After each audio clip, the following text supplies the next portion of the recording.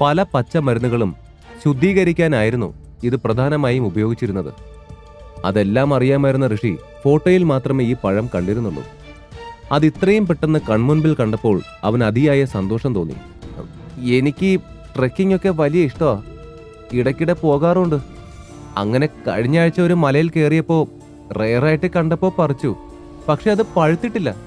പഴുക്കാൻ കാത്തിരിക്കുകയായിരുന്നു ഞാൻ. നേരിയ ഭയം അവശേഷിക്കുന്ന സ്വരത്തിൽ തന്നെ നിപുൺ പറഞ്ഞു നിർത്തി. തലയാട്ടിക്കൊണ്ട് ഋഷി അത് കേട്ടു. ഓക്കെ വംശു, ഇവനെയും കൂട്ടി താൻ പൊയ്ക്കോളൂ. അല്പനേരം കാര്യമായി എന്തോ ചിന്തിച്ചു നിന്ന ശേഷം ഋഷി പറഞ്ഞു. അത് കേട്ടപ്പോൾ തന്നെ വംശുവ് നന്ദി സൂചകമായി തലയാട്ടി. പക്ഷേ അപ്പോഴേക്കും നിപുൺ വംശുവിന്റെ കൈവിട്ട് തന്റെ ബാഗിലിരുന്ന പണമെടുത്ത് മേശമേൽ വെച്ചു. ശേഷം തന്റെ കൈവശം തന്നെ ഉണ്ടായിരുന്ന വളയെടുത്ത് ഋഷിക്ക് നേരെ നീട്ടി. അവന്റെ ആ പ്രവൃത്തി കണ്ട് ഋഷി അത്ഭുതപ്പെട്ടു. എനിക്ക് ആ പണം വേണ്ട സർ, പക്ഷേ ഈ വള താങ്കൾ വെച്ചോളൂ. ഐ മീൻ ആ മാഡത്തിന് കൊടുത്തോളൂ. അയാൾ ശബ്ദം താഴ്ത്തി പറഞ്ഞു. ഏയ് നോനോ, താൻ ഈ വള തരുവാണെങ്കിൽ തീർച്ചയായും ആ പണം സ്വീകരിക്കണം. യു ഡിസേർവ് ഇറ്റ് നിപുൺ, ശാന്തസ്വരത്തിൽ ഋഷി പറഞ്ഞു. ശേഷം പ്രയാഗയെ കണ്ണു കാണിച്ച് ടേബിളിലിരുന്ന ആ പണം എടുത്ത് തിരികെ നിപുണിന് തന്നെ കൊടുത്തു. അത് കണ്ടതും നിപുണിന് വലിയ സന്തോഷം തോന്നി. നേരത്തെ തന്നെ ആ പണം സ്വീകരിച്ചു പോയിരുന്നെങ്കിൽ കവളിൽ ഇപ്പോൾ അനുഭവപ്പെടുന്ന അസഹ്യമായ വേദനയെങ്കിലും കാണില്ലായിരുന്നുവെന്ന് ഒരു നിമിഷം അവന് തോന്നിപ്പോയി. അതിനുശേഷം ഋഷിയോട് താൻ പോകുവാണെന്ന് വീണ്ടും അറിയിച്ച ശേഷം വംശീവ് അവിടെ നിന്നും ഇറങ്ങി. അപ്പോഴേ എന്റെ ഭാര്യ പറയൂ, ഇനി എങ്ങോട്ടാ പോവേണ്ടത്? പ്രയാഗയുടെ ഷോപ്പിലെ കാര്യം തീർത്ത് ശ്രീലക്ഷ്മിയുമായി വെളിയിലേക്ക് ഇറങ്ങാൻ തുടങ്ങുകയായിരുന്നു ഋഷി. എന്റെ പൊന്നു ഋഷി, തനിക്ക് ഇത്രയുമൊക്കെ കഴിവുണ്ടായിട്ടും താൻ എന്തിനാടോ അതൊക്കെ ഹൈഡ് ചെയ്തുകൊണ്ട് നടന്നത്? താൻ ഇത്രയും ടാലന്റഡ് ആണെന്ന് ഞാൻ പോലും അറിഞ്ഞില്ലല്ലോ. ശ്രീലക്ഷ്മി പിണക്കത്തോടെ ചോദിച്ചു. അത് കേട്ട് ഋഷി പുഞ്ചിരിച്ചു. എല്ലാത്തിനും അതിൻ്റെതായ സമയമുണ്ടെന്നല്ലേ ശ്രീ. ദേ, ഇനി വല്ല ടാലന്റ് കിട്ടിയാ നേരത്തെ കാലത്തെ പറയാട്ടോ. ശ്രീലക്ഷ്മിയെ ചെറുതായി കളിയാക്കിക്കൊണ്ട് ഋഷി പറഞ്ഞു. ഏയ് ഋഷിൻ, ഒന്ന് നിൽക്കാവോ? പെട്ടെന്നായിരുന്നു പിന്നിൽ നിന്നും പ്രയാഗയുടെ ശബ്ദമുയർന്നത്. അത് കേട്ടതും ഋഷിയും ശ്രീലക്ഷ്മിയും ഒരുപോലെ തിരിഞ്ഞു നോക്കി. ഒരു മിനിറ്റ് ഒന്ന് നിൽക്കോ, എനിക്ക് രണ്ടുപേരുമായി ഒരു കാര്യം പറയാനുണ്ട്. പ്രയാഗ അത്രയും പറഞ്ഞ ശേഷം അവരുമായി അവിടെയുള്ള ഒരു ടേബിളിലേക്ക് ഇരുന്നു. Hello Mr and Mrs Rishin. അപ്പുറത്തെവിടെയോ പരിചയമുള്ള സ്വരത്തിലാ വിളി കേട്ടതും ഋഷിയും ശ്രീലക്ഷ്മിയും കൂടെ പ്രയാഗയും ചുറ്റും നോക്കി. അപ്പോഴാണ് ചിരിയോടെ തങ്ങൾക്കടുത്തേക്ക് നടന്നു വരുന്ന മീനാക്ഷി അവർ കാണുന്നത്. ഹേയ് മീനാക്ഷി, ഞെട്ടിച്ചു കളഞ്ഞല്ലോ. മീനാക്ഷിയെ കണ്ടപ്പോൾ ഋഷിയായിരുന്നു സന്തോഷത്തോടെ ആദ്യം സംസാരിച്ചത്.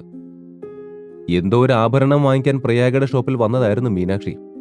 അതിനിടയ്ക്ക് അപ്രതീക്ഷിതമായി ഇവരെയും കണ്ടു. അങ്ങനെ ഋഷിന്റെ ഫ്രണ്ട് എന്ന നിലയിൽ മീനാക്ഷിയും പ്രയാഗയും പരിചയപ്പെട്ടു. ഋഷി, ശ്രീലക്ഷ്മി, പ്രയാഗ, മീനാക്ഷി എന്നീ 4 പേരും പല കാര്യങ്ങളെയും പറ്റി അവിടെ ഇരുന്ന് കുറേ നേരം സംസാരിച്ചു. അവസാനം സമയം ഏകദേശം ഉച്ചയാകാറായപ്പോഴേക്കും പ്രയാഗ ഋഷിയെയും ശ്രീലക്ഷ്മിയെയും മീനാക്ഷിയെയും തന്റെ വീട്ടിലേക്ക് ലഞ്ച് കഴിക്കാനായി ക്ഷണിച്ചു. ഒരു ഗ്രാമപ്രദേശത്തായിരുന്നു പ്രയാഗയുടെ വീട്. വലിയ വയലുകൾക്കും മറ്റ് കൃഷികൾക്കും ഇടയിൽ വലിയൊരു ഒറ്റപ്പെട്ട ബംഗ്ലാവായിരുന്നു പ്രയാഗയുടെ വീട്. അത് കണ്ടപ്പോൾ ഋഷിക്ക് ആ വീടിനോടും പ്രദേശത്തോടും വലിയ താല്പര്യം തോന്നി. അല്ല പ്രയാഗ, തനിക്ക് വലിയൊരു ആന്റിക് ഷോപ്പ് തന്നെ ഉണ്ടായിട്ട് ഇവിടെ ആകെ ഒരൊറ്റ ആന്റിക് ഐറ്റം മാത്രമേ ഉള്ളൂ? പ്രയാഗയുടെ വീട്ടിലെത്തി സോഫയിലിരുന്ന് വിശ്രമിക്കെ ശ്രീലക്ഷ്മി ചോദിച്ചു. ശോ, ഞാനും അത് ചോദിക്കാൻ വരികയായിരുന്നു. ഇതെന്താ ഒരൊറ്റ ആന്റിക് പീസെന്ന്? സ്ഥലം ഒത്തിരി ഒഴിവുണ്ടല്ലോ. മീനാക്ഷിയും സംശയത്തോടെ ചോദിച്ചു. അത് കേട്ട് ഋഷി ചിരിച്ചു. അത് മറ്റൊന്നും കൊണ്ടല്ല, ഒരു വിധത്തിൽപ്പെട്ട എല്ലാ ആന്റിക്സിനും കാണാനുള്ള അസാധ്യ ഭംഗി പോലെ തന്നെ നെഗറ്റീവ് എനർജിയുടെ പ്രഭാവവും കാണും. സോ അത് വീട്ടിൽ വെക്കുന്ന അത്ര നല്ല കാര്യമല്ല, അല്ലേ പ്രയാഗ? ഋഷി ചോദിച്ചത് കേട്ട് പ്രയാഗ പുഞ്ചിരിയോടെ തലയാട്ടി. തീർച്ചയായും, എനിക്ക് അതിനെപ്പറ്റിയൊന്നും അറിയില്ലായിരുന്നു. പിന്നെ അച്ഛൻ പറഞ്ഞു തന്നു, അത് കാരണം ഈ ഒറ്റ ഒരെണ്ണത്തിൽ ഒതുക്കിയത്. പ്രയാഗ ചിരിയോടെ പറഞ്ഞു. അത് കേട്ട് ഋഷി എങ്ങനെയുണ്ടെന്ന കണക്കെ ശ്രീലക്ഷ്മിയോട് പുരികമുയർത്തി മറുപടി എന്നോണം അവൾ നാണത്തോടെ ചിരിച്ചു. ഭക്ഷണത്തിന്റെ ഒരുക്കങ്ങൾ താഴെ നടക്കെ ഋഷി ആ വീട് മുഴുവൻ ചുറ്റി കണ്ടുകൊണ്ട് നേരെ ഫസ്റ്റ് ഫ്ലോറിലേക്ക് കയറിയിരുന്നു. ഋഷി, ഋഷിൻ! പെട്ടെന്നാണ് താഴെ നിന്നും ശ്രീലക്ഷ്മിയുടെയും മീനാക്ഷിയുടെയും പ്രയാഗയുടെയും അപകടം പറ്റിയ പോലുള്ള ആർപ്പുവിളി ഋഷി കേൾക്കുന്നത്. അത് കേട്ട ഋഷി ആകെ ഞെട്ടിപ്പോയിരുന്നു. എടാ ഋഷിൻ, ഈ 3 പെണ്ണുങ്ങളുടെ ജീവൻ വേണമെങ്കിൽ മര്യാദയ്ക്ക് താഴെ ഇറങ്ങി വാടാ. നിന്നെ ഞങ്ങൾ കണ്ടുപിടിക്കില്ലെന്ന് കരുതിയോടാ നീ. താഴെ നിലയിൽ നിന്നും ജസ്റ്റിന്റെ ശബ്ദവും ഉയർന്നു. അത് കേട്ടതും ഞെട്ടിപ്പോയ ഋഷിൻ പെട്ടെന്ന് ഫസ്റ്റ് ഫ്ലോറിൽ നിന്നും താഴേക്ക് നോക്കി. താഴേക്ക് നോക്കിയ ഋഷിയെ കണ്ടതും ജസ്റ്റിൻ പെട്ടെന്ന് തന്നെ ഫസ്റ്റ് ഫ്ലോറിലേക്ക് ഓടിക്കയറി. എല്ലാം ഒപ്പിച്ചു വെച്ചിട്ട് ഇവിടെ വന്ന് നിൽക്കുന്നോടാ. എവിടെടാ നീ എന്റെ ഓഫീസിൽ നിന്നെടുത്ത ആ ബുക്കും ആയുർവേദ ഔഷധങ്ങളും? ദേഷ്യത്തോട് അതും ചോദിച്ചുകൊണ്ട് അയാൾ ഋഷിയെ ഇടിക്കാനായി കൈവോങ്ങി. എന്ത് ബുക്ക്? എന്ത് ഔഷധങ്ങൾ? താൻ എന്തൊക്കെയായി പറയുന്നത്? അയാളുടെ ഇടിയിൽ നിന്നും നിമിഷ നേരത്തിൽ തന്നെ ഒഴിഞ്ഞു മാറിക്കൊണ്ട് ഋഷി ചോദിച്ചു. ഋഷി ഒഴിഞ്ഞു മാറിയത് കൊണ്ട് തന്നെ ആ പ്രഹരമേറ്റത് ഋഷിയുടെ തന്നെ പിന്നിലുണ്ടായിരുന്ന തൂണിലായിരുന്നു. ആ ഇടിയുടെ ശക്തിയിൽ തൂണിന്റെ ഒരു വശം ചെറുതായി അടർന്നു. പക്ഷേ അതുപോലെ തന്നെ അത് ജസ്റ്റിനും വല്ലാതെ വേദനയായിരുന്നു. ഏയ്, അറിയോ ഓക്കെ? വേദന കൊണ്ട് ചുളിഞ്ഞ അയാളുടെ മുഖം കണ്ട് ഋഷി നേരിയ ആശങ്കയോടെ ചോദിച്ചു. None of your business. ഇപ്പോ നീ ഞാൻ ചോദിച്ച ചോദ്യങ്ങൾക്ക് കറക്റ്റായി ഉത്തരം എന്താ?